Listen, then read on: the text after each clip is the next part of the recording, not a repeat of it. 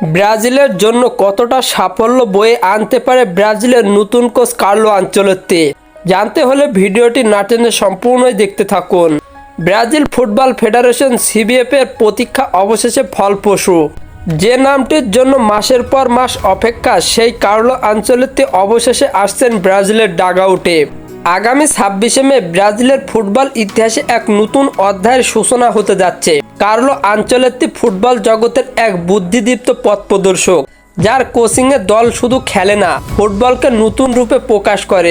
Real মাদ্রিদের সোনালী অধ্যায়, যার হাত ধরে ফিরে পেয়েছে হারানো গৌরব। ব্রাজিল তাকে পেতে যে সাধনার পথ পাড়ি দিয়েছে, তা কেবল সাও পাওলোর রাস্তায় নয়, পুরো বিশ্ব ফুটবল তা জানে। সিবিএফ বহু চেষ্টার পর আনচেলত্তিকে রাজি করাতে পেরেছে।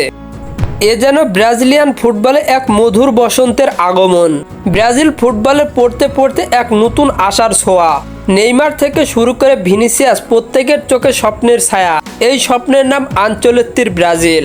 তবে প্রশ্ন একটাই, ব্রাজিল কি পারবে এই বিশ্বমানের কোচের অধীনে পুরনো ঐতিহ্য ফিরিয়ে আনতে? কোপা আমেরিকা সামনে, বিশ্বকাপের অপেক্ষায় আনচেলত্তির পরিকল্পনায় গড়ে উঠেছে নতুন ছেলেছাও বাহিনী। কৌশল, শক্তি আর সাহসের মিশলে এবার জন্ম নেবে এক নতুন ব্রাজিল। রিয়াল মাদ্রিদের ডাগআউটের 4 বছরের চুক্তিতে সাফল্যের গল্প লেখা এই কোচ এবার নিজেকে প্রমাণ করবেন ব্রাজিলের হলুদ সবুজ পতাকার তলায়। সেই লক্ষ্যেই আনচেলত্তির দিকে তাকিয়ে কোটি ব্রাজিলিয়ান ভক্ত।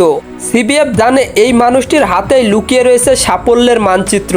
তো বন্ধুরা, ব্রাজিল কে কি পারবে নতুন আশার আলো দেখাতে এই কার্লো আনচেলত্তি?